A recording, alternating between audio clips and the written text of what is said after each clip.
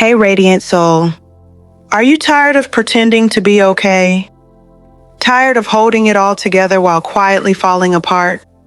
Tired of smiling through the ache, showing up strong when your spirit feels fragile? You're not alone. There's a prophet named Elijah, bold, powerful, obedient. In 1 Kings 18, he calls down fire from heaven. He stands alone against hundreds of false prophets. He proves that the Lord is God. It's a spiritual high point, a moment of divine triumph. But in the very next chapter, Elijah crashes.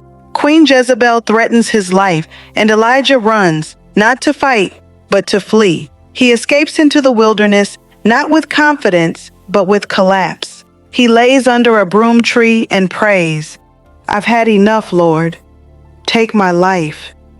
This is a man who had just performed miracles, and now he's undone, exhausted, afraid, broken. He's not weak, he's weary. He's not faithless, he's human. And what's stunning, what's sacred, is how God responds. He doesn't rebuke Elijah. He doesn't say, "Where's your faith?" He doesn't demand more strength. He doesn't shame the breakdown. Instead, he sends an angel, not with a sermon, not with a command, but with food, with rest, with gentleness. Twice. Then he says, "The journey is too much for you." God acknowledges Elijah's limits. He meets him in his weakness. He nourishes him. He lets him sleep. And then he leads him, not to a battlefield, but to a quiet cave.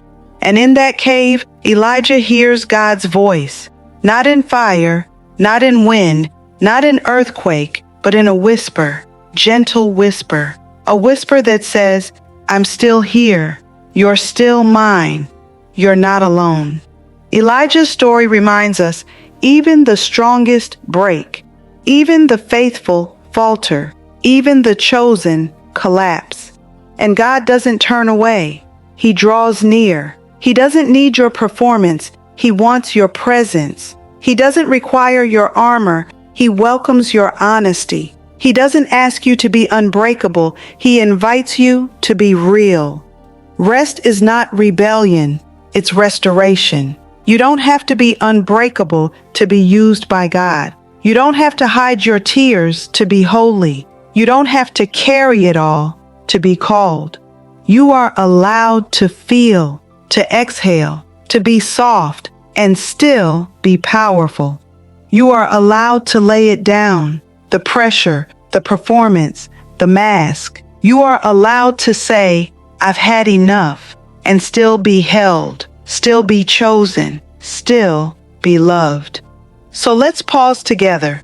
Let's ask the questions Elijah's story invites. Where have I been trying to be strong instead of honest? What would it look like to let God meet me in my weakness? How can I make space for rest without guilt? These aren't signs of failure. They're invitations to healing. They're reminders that your humanity is not a liability. It's a doorway to divine intimacy. Radiant Soul, if Elijah, a prophet who called down fire, could collapse and still be cherished, so can you. You are not failing. You are not forgotten. You are not unworthy because you're weary. You are human, and God is still God. Let Him carry what you've been holding alone. Let Him whisper to your soul, "The journey is too much for you, and I'm here." Until next time, Radiant Soul, stay rooted in peace. Shine your light. You are never alone in this journey. With warmth and faith, your HeartCore Radiant sister. Thank you for watching.